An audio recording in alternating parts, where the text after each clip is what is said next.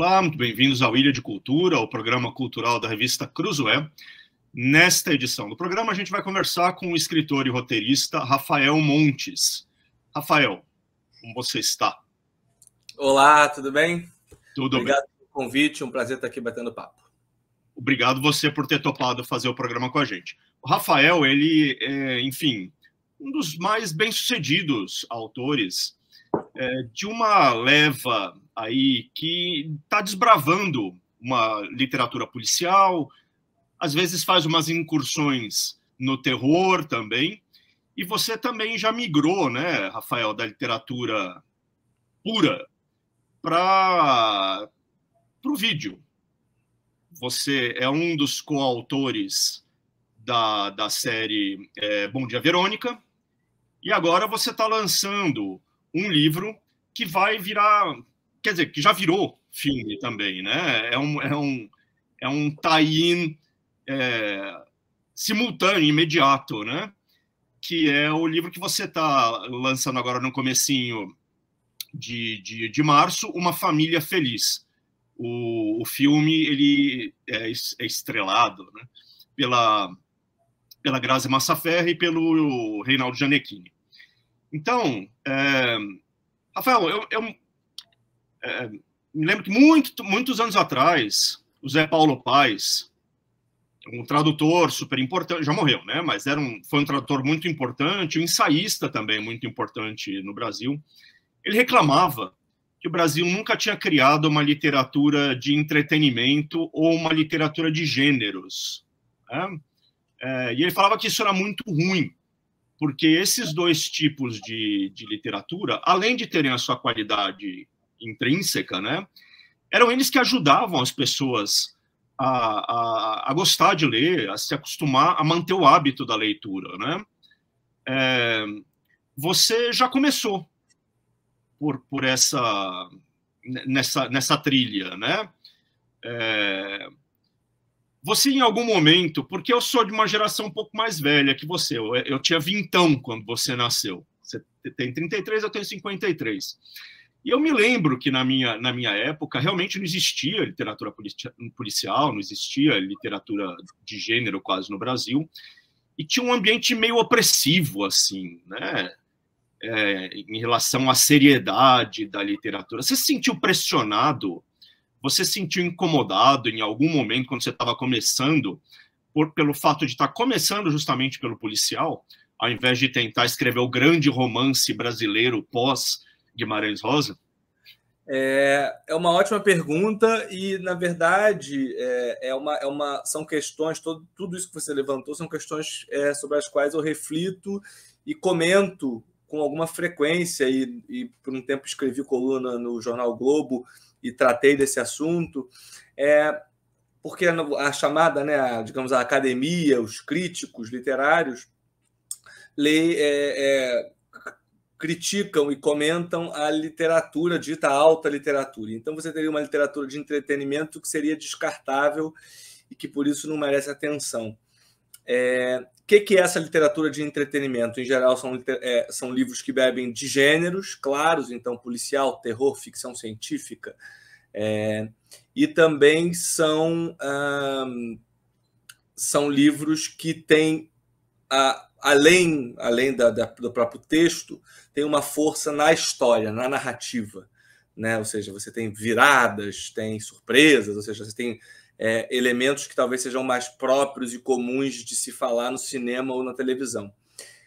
Por mais que eu entenda essa eventual distinção, eu acho que menosprezar e desprezar a literatura dita de entretenimento é um pouco burro, porque sim, sem dúvida, por exemplo, vou falar da literatura policial. A literatura policial, quando ela começa, ela é sim uma espécie de livro-jogo. Ela até os livros são impressos em um papel mais de qualidade inferior, porque são livros descartáveis, né? Ou seja, são livros que você vai ler, vai viver a experiência de ler esse livro de suspense e logo depois você descarta o livro. Mas com o tempo, a meu ver, os bons autores, os autores de que eu gosto, que fazem literatura policial e de suspense, de terror e tudo mais, a gente foram entendendo que o gênero, né, ou seja, os mecanismos do gênero, ou vamos dizer, as estruturas básicas do gênero, servem a discutir alguns assuntos. Então, na medida em que você fala de literatura policial feita no Brasil, você está falando de polícia, você está falando de o que é crime num país, de como uma sociedade julga um crime.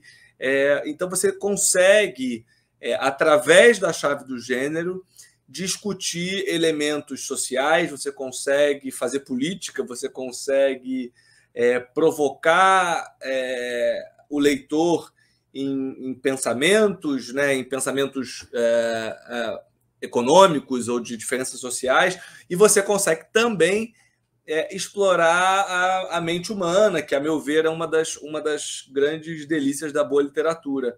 E aí, quando eu digo literatura, sem ser de entretenimento ou não de entretenimento. Então, o policial, por exemplo, permite isso, o terror permite isso, né? O terror, na medida em que trata dos medos humanos, também permite que você entre por esse caminho. Então, a meu ver, o que existe hoje, existe sim uma literatura de entretenimento descartável, que se propõe só a contar uma boa história, mas existe a boa literatura de gênero, e que, para mim, se equipara à dita alta literatura, que é a literatura de entretenimento, que, através de uma boa história, através de um bom personagem e através de um gênero muito claro, faz... primeiro, por ser literatura, tem um cuidado com a linguagem, com o texto, com o narrador, faz experimentações de linguagem, e, além disso, na própria abordagem da história de gênero que ela conta, através do gênero, discute aspectos que interessam ao escritor, seja questões sociais, questões políticas, questões humanas, enfim. Então, a meu ver, essa literatura seria a alta literatura de entretenimento. E, ao mesmo tempo, a dita alta literatura, aí falando por mim como leitor, eu, como leitor, gosto da dita alta literatura que também se aproxima, digamos, desse meio do caminho e entretém. Ou seja, eu tenho dificuldade de enxergar Machado de Assis, por exemplo, como alta literatura pura, porque Machado de Assis é um grande contador de histórias, é um grande criador de personagens. Sim, além de ter todo um estilo que faz ser uma grande literatura, uma literatura muito bem escrita, tem um trabalho... Então, eu vejo, às vezes, livros ditos de alta literatura com grandes jogos de linguagem, fluxos de pensamento, e que, se você olhar, são uma chatice sem tamanho. E esses livros, eu confesso que eu não gosto também. São pura masturbação mental do autor.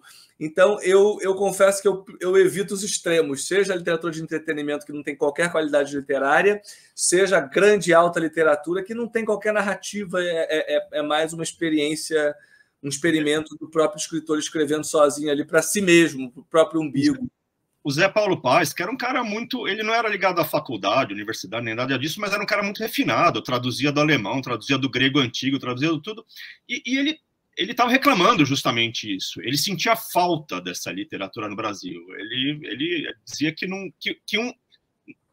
um mercado literário não sobrevive se não tiver essa literatura que as pessoas gostam, curtem, se apaixonam pela leitura. E a própria literatura não vai para frente, porque ela acaba ficando emparedada, estagnada, né? Às vezes por causa da chatice mesmo, né? Mas, bom, esse aqui é um programa de recomendações, a gente vai misturando as coisas. Cada pessoa que topa fazer o programa tem 5 recomendações, em geral, unificadas por um tema. E o tema que você se propôs a comentar é o eu vou chamar assim, vida de escritor, né? Porque o Rafael também tem um curso para aspirantes a escritor, ele ajuda você a escrever o seu livro, se você quiser, a entender como é que você consegue contar a sua boa história, né? E ele diz que uma das perguntas mais comuns para ele, ou um conjunto de perguntas super comum para ele, tem a ver com a prática da escrita mesmo, né? Como é que você sai da ideia para o papel? Então, você selecionou 5 obras livros, séries, filmes. A gente pode começar por qualquer ordem. Vamos começar aqui por onde você começou mesmo. Você disse que você viu o filme ontem, não é isso? Exatamente. Na verdade, justamente veio o pedido de escolher 5 coisas, né? 5 filmes, séries, livros, teatro, mas ligados todos ao mesmo universo. Eu confesso que tive algumas ideias de que eu não estava gostando muito de reunir. E aí, ontem à noite eu assisti a um filme, que eu não tinha assistido ainda, que é o Ficção Americana, o filme que está concorrendo ao Oscar. Ele é dirigido por um autor acostumado a escrever televisão, que eu não conhecia, que se chama Cord Jefferson. Ele é o autor e diretor, baseado num romance desse livro. Ele escreveu baseado num livro que não é dele. Enfim, e o filme está disponível no Amazon Prime Video. Eu assisti ontem à noite. E aí, assistindo ao filme, o filme conta a história de um escritor negro que quer escrever a sua literatura do seu jeito, escrever o que ele está a fim de escrever, e o mercado só quer dele histórias de negros.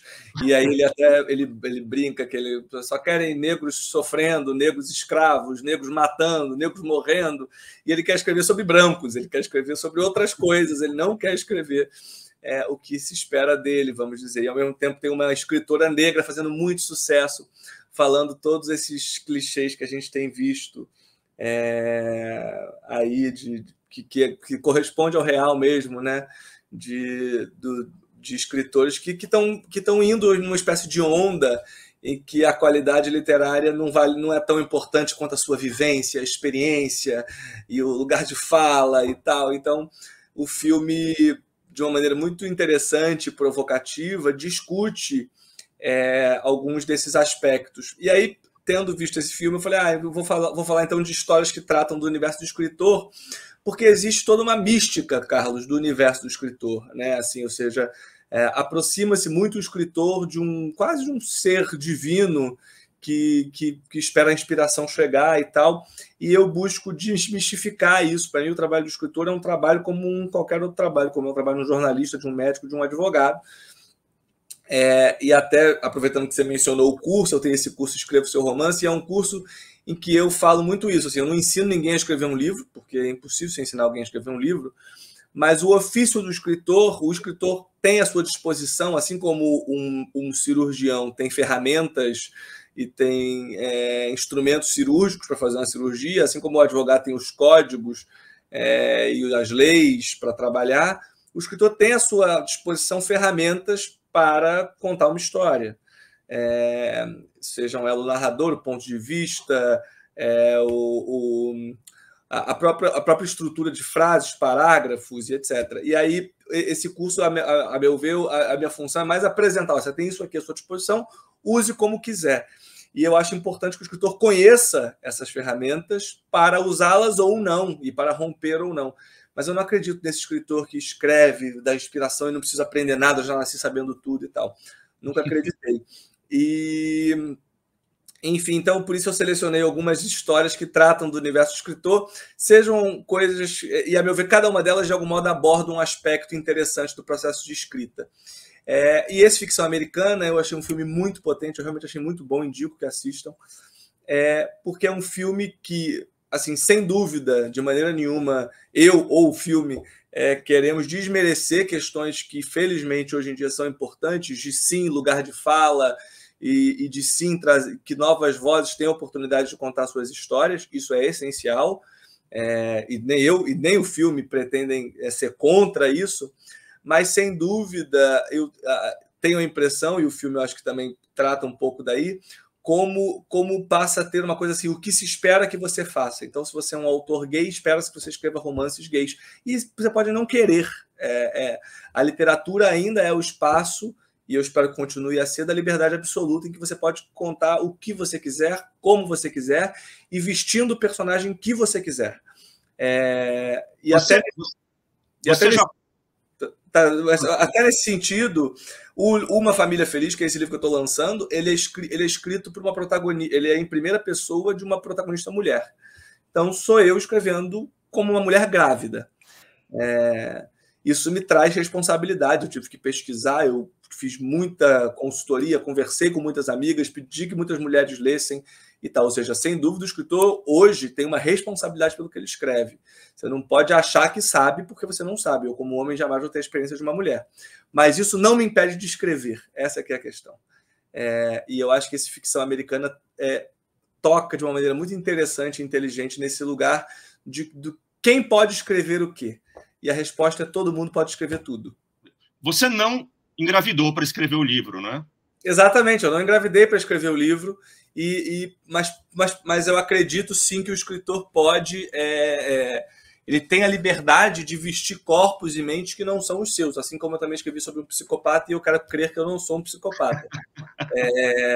Então, o que escrever sobre personagens que não sou eu me faz com que eu tenha que pesquisar, com que eu tenha uma responsabilidade de conversar com as pessoas, de checar as informações. Então, sim, sem dúvida, essa responsabilidade existe e cabe ao escritor se armar para que ele não escreva besteira. Mas é burra a ideia de que temos que escrever sobre nós mesmos. Não temos. A história do ficção americana é desse escritor negro que quer escrever sobre outros assuntos. E o mercado só quer que ele escreva sobre... Um mercado, vale dizer, branco. Então, até uma hora ele fala: eu tenho que escrever livro de personagens negros para brancos, para eles se sentirem confortáveis, darem check, assim: eu sou atento à questão negra, ao racismo, check, li esse romance.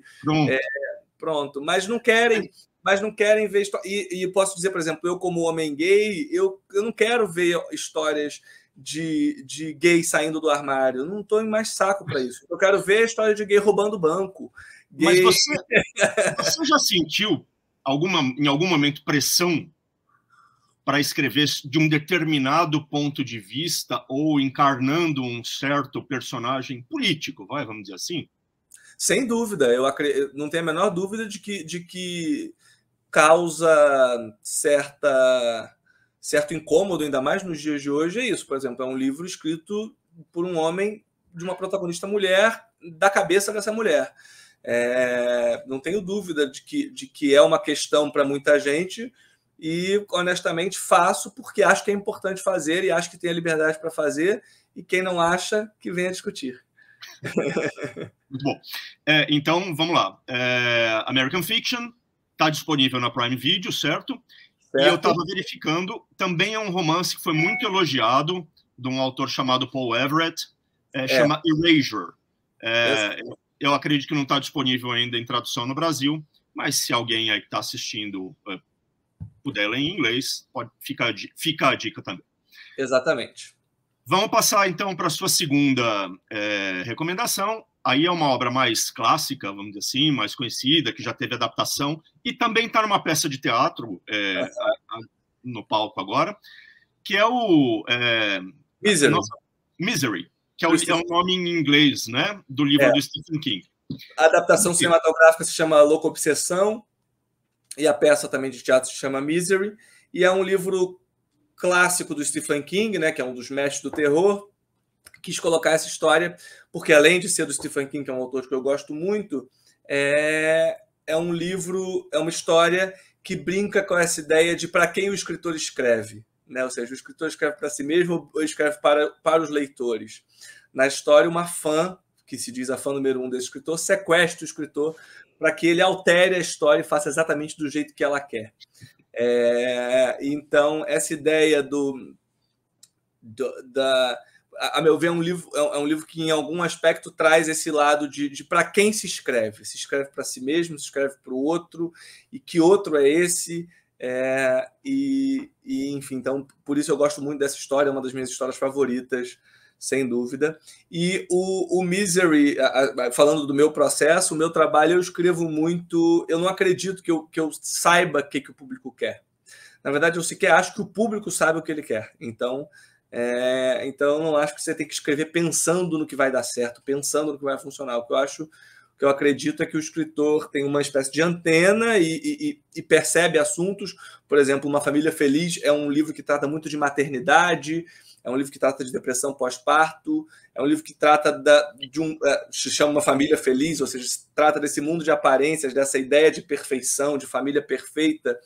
E a vontade de escrever essa história veio muito de conversas que eu tive com amigas que estão aí na faixa, eu tenho 33, que estão na faixa dos 38, e que estão sendo pressionadas a serem mães, né?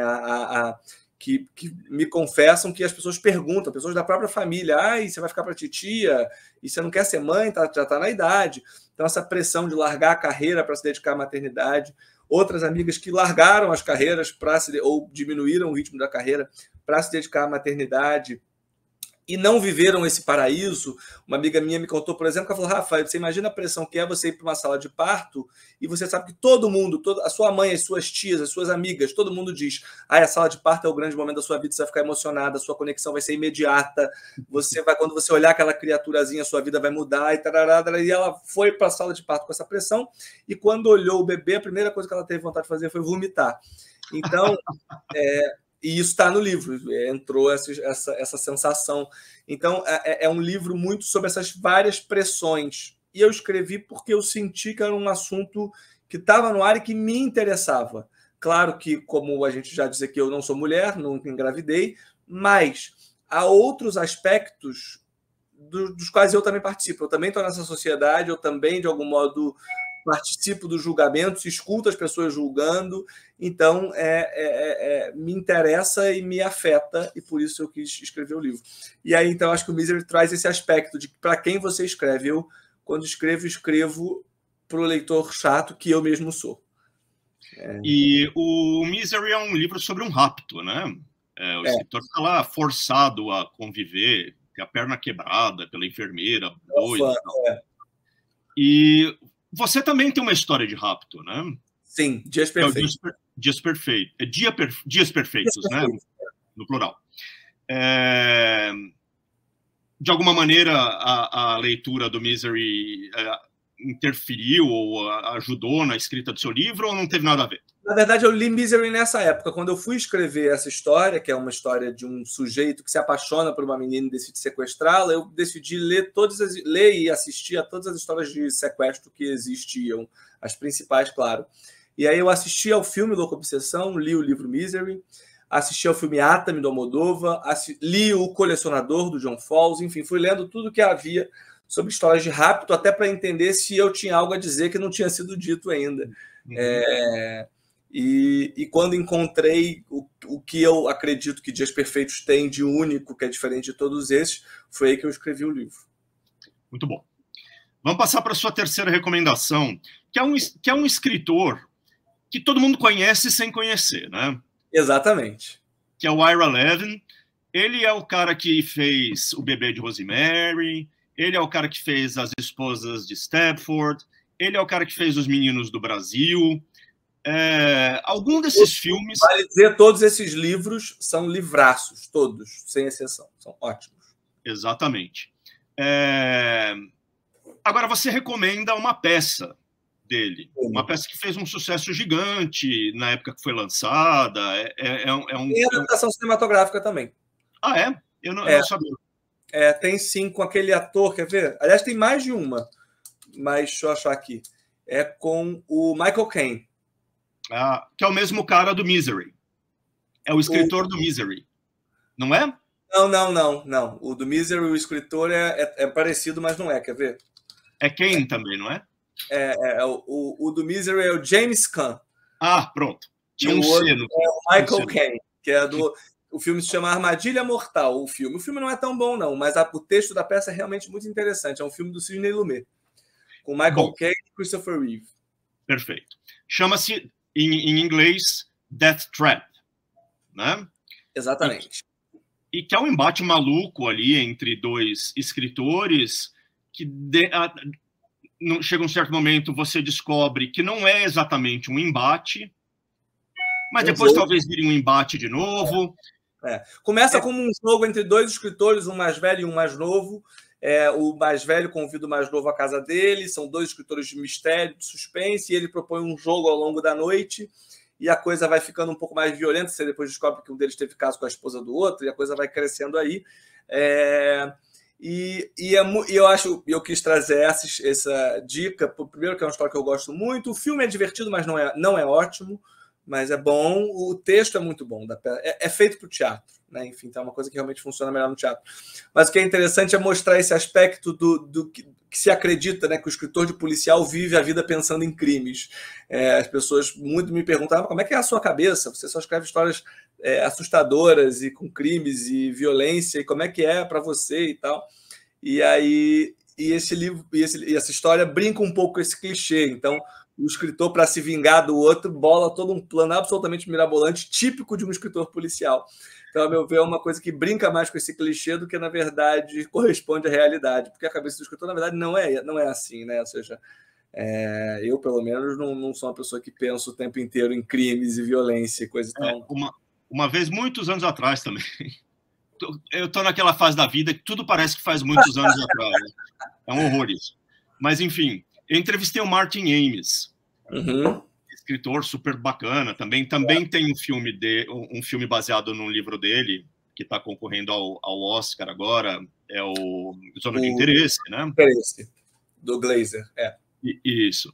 E, enfim, eu fiz essa entrevista com o Martin Amis muito tempo atrás, e eu falei, olha, você mora em Londres, né? Tem uma geração toda de escritores, e todo mundo sabe que vocês são amigos, você, o Ian McEwan, o Julian Barnes, né? Vocês convivem ali, sobre o que vocês conversam? Ele falou, sobre dinheiro. Pois é essa história, né? O escritor não é só um... não fica o tempo inteiro falando, esse narrador, não é assim, claro que não é. Outro dia, é engraçado você falar isso, porque outro dia eu estava reunido também com alguns amigos escritores e o nosso assunto foi, como é que é o contrato da venda para o cinema, como é que é o contrato do não sei o quê, a gente não tinha até então falado de história, de ideias, de coisa, então é natural, enfim, ou seja, o escritor é um trabalhador brasileiro como qualquer outro, assim. Agora, é incomum, né, recomendar como leitura peça. As pessoas não têm muito hábito, né, de ler peças. Você gosta de ler esse formato? Gosto de ler peça de teatro, sim. Me ajuda bastante. Gosto de ler peça, gosto de ler roteiro de cinema. Tudo bem que eu escrevo roteiros, né? Então, talvez por isso faça sentido. Mas eu gosto bastante de ler peças de teatro. Gosto de ler Nelson Rodrigues, por exemplo. Foi o mais recente que eu li várias peças dele. Gosto de ler peças policiais. Existem algumas muito boas. Gaslight é uma delas. E que a meu ver, vale a pena ler a peça de teatro, sim. Pillow, mais recente também, que é ótimo. E o que é que você aprende lendo peça? É sobretudo diálogo ou tem alguma outra coisa? Eu acho que tem diálogo e tem... Eu nunca escrevi teatro, tenho vontade. E o que é interessante, que é a grande diferença de escrever peças de teatro, que eu percebo em relação a escrever roteiro de cinema, é que tudo se dá naquela mesma arena, né? Ou seja, que é o palco. Mas você tem a liberdade absoluta de na mesma arena, mudar, trazer um biombo para cá e tal, e vir outra coisa. Essa liberdade de imaginação, eu confesso que eu ainda não tenho tanto, de pensar num espaço físico que se transforma tanto. Eu estou acostumado no roteiro, eu abro outra cena, outro lugar, e corta para lá e tudo bem, e aí assim vai. Então, pensar nesse desenho, nesse balé mesmo dos atores, do palco, é uma coisa que é específica do teatro e que, para mim, ainda é um desafio. E eu achei curioso você trazer o Ira Levin, porque ele tem esse livro, Step for Wives, que também fala de uma vida de subúrbio, muito enfeitadinha, muito bacana, muito bonitinha, assim. É uma história interessante, né? A mulher Step for Wives, sem dúvida, é uma grande referência para uma família feliz. Isso. Uma família feliz vem um pouco dessa ideia do condomínio perfeito, em que todos têm vidas perfeitas, são esposas perfeitas com maridos perfeitos e tal. E conforme a história você entra na história, você percebe que por debaixo dos panos a coisa é um pouco mais complexa. Total. Eu gosto de ficar trazendo essas referências assim à tona, porque é legal as pessoas saberem também que tem uma conversa, né, quando você escreve. O escritor está sempre conversando com coisas que ele gosta, com coisas que o preocupam, né? É um trabalho também é solitário, mas nem tanto, né? Nesse sentido. Total. E foi legal você falar das obras do Ira Levin, porque o Ira Levin realmente é um dos meus autores favoritos e ele é pouco conhecido. A única coisa que faz ele não ser tão conhecido, a meu ver, é que ele tem poucos livros. Ele, se contar, acho que ele deve ter uns 6 livros. Um é continuação do Bebê de Rosemary, então ele tem livros que são meio que não são tão bons, mas ele realmente escreveu Meninos do Brasil, Stepford Wives e Bebê de Rosemary, que são 3 obras maravilhosas, e ele tem um outro chamado Beijo da Morte, salvo engano, que acho que a tradução é O Beijo da Morte, deixa eu confirmar, mas que é maravilhoso também. Ao contrário de você, né, Rafael? Você já tem uns 46 livros, mais ou menos. Eu tô, acho que o 8º livro que eu estou lançando, que é Uma Família Feliz, e eu me filio aos escritores que produzem mais. Eu gosto dos escritores que produzem mais, que colocam as ideias para fora e eventualmente acertam, às vezes erram também, e a vida é assim, mas eu prefiro ser esse escritor, já que tenho muitas ideias, do que ser aquele escritor que publica a cada 10 anos um livro, no final tem 5 livros publicados. Mas é questão de gosto mesmo, não tem nada contra, só não sou assim. Agora, você tem, me corrija se eu estiver errado, né? Você tem um livro que é uma coletânea de contos de terror, não é isso? Que é o Vilarejo. É o único. Ele é o único livro, na verdade, e na verdade ele não é uma coletânea de contos. Eles são 7 histórias avulsas que parecem contos, mas na verdade todas as 7 histórias se relacionam entre si e formam uma espécie de romance. Então, meu ver, ele na verdade é só um romance diferente. E aí entra a questão de ser entretenimento e ser literatura. Ele, na verdade, é uma experimentação em que cada capítulo, vamos dizer, é uma história em separado. Então, você pode ler os capítulos na ordem que você quiser, porque cada um é uma história. Só que todos se passam no mesmo vilarejo e cada uma das histórias o protagonista é um. Então, na primeira história, a protagonista é a senhora Elga, vamos supor. Na segunda história, você lê a história do Anatoly, que mora no mesmo vilarejo, e a senhora Elga da primeira história aparece, mas ela não é a protagonista. Então, é só isso que muda. E quando você lê as 7 histórias, você entende uma outra coisa que você não tinha entendido até então. Então, a meu ver, é um romance. Eu não digo que é um livro de contos, não. Tá bom. E algum plano para seguir de novo nessa trilha aí do terror? Eu sou mais apaixonado por literatura policial, eu sou mais apaixonado pelo crime. Meus livros, em geral, não têm aspecto sobrenatural, é muito raro. O Vilarejo é o único que flerta com o sobrenatural. A mim, o que interessa são as doenças humanas e não as sobrenaturais. Então, o que me interessa são histórias de psicopatia, histórias de depressão pós-parto, histórias de obsessão, de fetiche, das coisas humanas, não das sobrenaturais. Muito bem. Vamos lá. Agora, a sua 4ª recomendação, que é uma série também, a 2ª temporada dessas séries de antologia, como se chama hoje em dia, né? Que tem um guarda-chuva, mas a história muda bastante de uma temporada para outra, que é eu não sei como é que fala isso em inglês, Field, deve ser. Field. E a segunda temporada, a primeira temporada é brilhante, conta a história dos bastidores da feitura do filme O que Terá Acontecido a Baby Jane, então da briga da Bette Davis com a Joan Crawford dos bastidores. É muito boa a primeira temporada. E agora a segunda temporada começou, eu ainda não assisti a temporada inteira, mas ela conta a história do... Field é conflito, né? Então contra o conflito entre o Truman Capote e as amigas dele da sociedade nova-iorquina, as socialites norte-americanas, que eles chamam de The Swans, né? Então é o Capote versus essas mulheres. E isso porque ele era muito amigo delas, ele era o autor gay amigo das mulheres, então ele frequentava os chás, os jantares e tal, e ele era sempre o que divertia todo mundo e tudo mais. E um belo dia ele decide escrever um livro sobre elas, contando todos os segredos delas, da amante, das traições e tal, e elas passam então a odiá-lo. Deu ruim, né?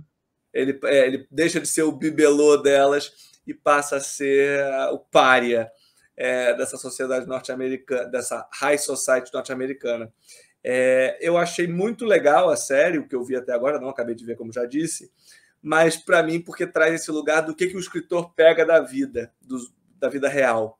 né? Assim, com frequência eu conheço pessoas, e as pessoas me contam histórias que eu tenho vontade de usar, e eu confesso que já me deparei com algumas histórias que eu falo assim, se eu usar isso, mesmo que eu não vá usar o nome, se eu fazer uma história de ficção, eu vou acabar essa amizade, Já mas era, eu né? tenho uma grande história nas mãos. Ai, meu Deus, o que eu faço?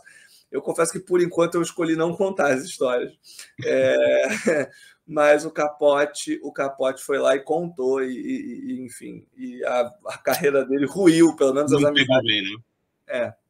O Truman Capote, para quem não estiver associando o nome à pessoa, ele, enfim, é escritor e jornalista americano, né, que tem duas grandes obras mais célebres.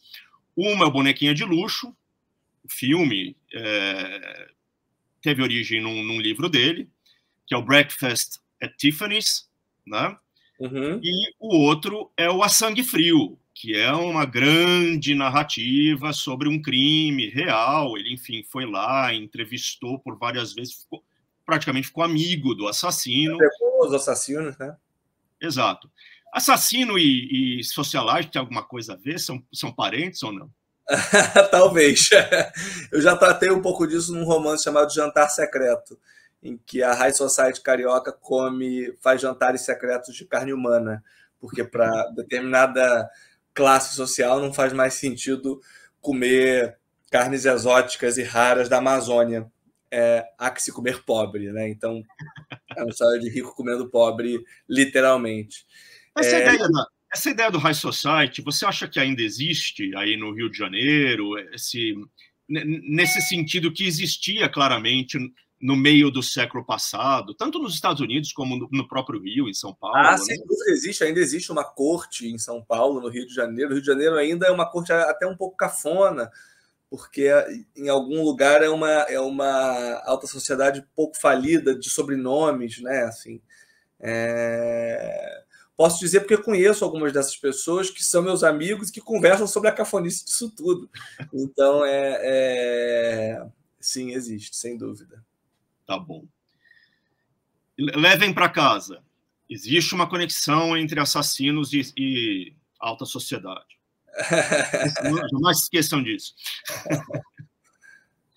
E, finalmente, o seu último livro, que daí, a sua última recomendação, que daí é uma obra mais... É uma obra um pouco sobre literatura também, né? Diferente das outras coisas que você sugeriu, que é A Louca da Casa, da Rosa Monteiro, né? Porque esse livro, eu decidi recomendar esse livro porque esse livro, primeiro, eu acho que é um livro que agrada a não escritores. Ou seja, é um livro que é um livro que eu recomendo bastante a amigos e tal, e todo mundo que lê gosta.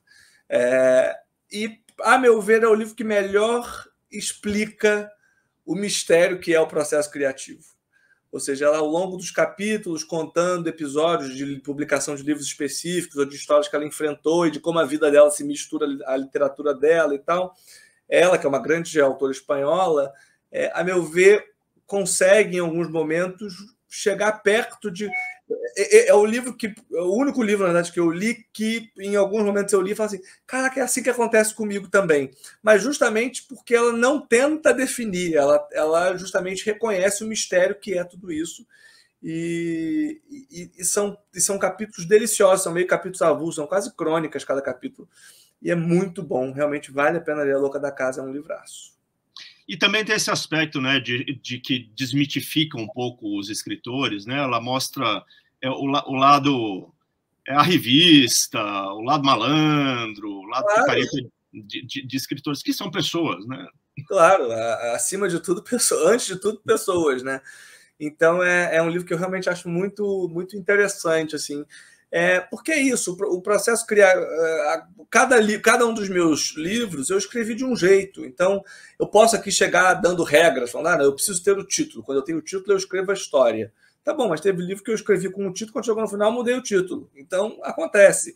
Ou então eu posso dizer, eu sempre estruturo toda a minha história para escrever. Porque é verdade, eu sempre estruturo toda a minha história para escrever. Mas aí tem vezes que eu também estou escrevendo e aí muda toda a estrutura. Então não tem verdade. Tem tentativa de racionalizar o processo. Mas é meio impossível racionalizar o processo, porque ele é vivo, né? Tudo bem. E me diz uma coisa, a literatura vai te perder? Você agora virou assistente de direção, no filme que vai sair 4 de abril nos cinemas. Exatamente. E você já tem uma carreira que está aí há algum tempo como roteirista, né? Muito, muito ligado à produção das 3 temporadas do Bom Dia, Verônica. Então, você acha que você vai tá se encaminhando para ser absorvido por essa produção mais audiovisual ou não? Eu acho que não. A literatura ainda é o que eu mais gosto de fazer, então eu acredito que eu vou continuar escrevendo livros, tanto que estou publicando um livro esse ano, agora, né? Então, eu confesso que eu sempre busco abrir o espaço da literatura, que para mim ocupa um lugar muito especial na minha carreira, sem dúvida o que eu mais gosto de fazer. O que eu mais gosto de escrever é livro, mais do que televisão, mais do que cinema. Então, sim, eu sou um contador de histórias meio inquieto, que gosto de experimentar formatos, quero, então, escrever uma peça de teatro, quero dirigir um filme, quero experimentar essas maneiras de contar a história, isso me interessa, mas não acredito que eu vá deixar a literatura de lado. Eu acho que é mais provável que eu, eventualmente, encontre coisas que eu não gosto tanto no audiovisual e pare de fazer essas coisas, mas a literatura, em que não tem questões de orçamento, não tem trabalho em equipe, sou eu sozinho no meu canto escrevendo as minhas histórias, é sem dúvida o que eu mais gosto de fazer, então eu vou continuar fazendo. Ótimo, boa notícia. Então, bom, eu sei que você está aí com compromisso. Te agradeço muito por ter topado fazer o programa, foi uma conversa muito legal, muito divertida, acho que as pessoas também vão tirar bastante coisa, não só as recomendações, mas coisas para pensar dela. Me fala de novo as datas, por favor, da chegada do livro e do filme. 12 de março nas livrarias, o livro Uma Família Feliz, esse aqui está lindo, ficou super bonito, tantã, pela Companhia das Letras. 12 de março nas livrarias e 4 de abril nos cinemas o filme Uma Família Feliz com a Grazi Massafera e o Reinaldo Gianecchini. Quem quiser informações de coisas de autógrafo, a gente vai fazer algumas sessões especiais do filme com livros juntas e bate-papo e tal em São Paulo, Rio. E também vou fazer bienais e feiras literárias pelo país todo. É só me seguir nas redes sociais, Rafael com PH, _Montes, eu lá coloco todas as informações. E você tem um bom site também. Tem todas as informações sobre a sua carreira lá, tal. Tem tudo lá, e então eu acho que também é um bom lugar, mas o que eu atualizo diariamente, também com dicas de histórias, de filmes, de séries, de tudo que eu vou assistindo, lendo, eu coloco tudo bastante no Instagram. Então, convido vocês a me procurarem por lá, caso usem Instagram com frequência. Muito bom. Super obrigado, Rafael. Boa sorte aí. Um abraço. Tchau, tchau.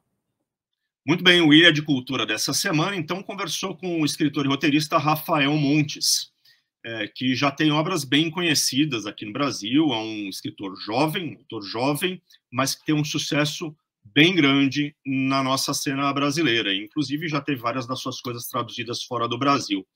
Ele é um dos coautores da série Bom Dia, Verônica, que já está na 3ª temporada no Netflix, e agora tem um novo livro e um novo filme, saindo quase que simultaneamente, que são Uma Família Feliz, o livro pela Companhia das Letras, e o filme que vai estar nos cinemas no comecinho de abril. Até a próxima. A gente agradece a quem acompanhou o Ilha de Cultura. Um abraço.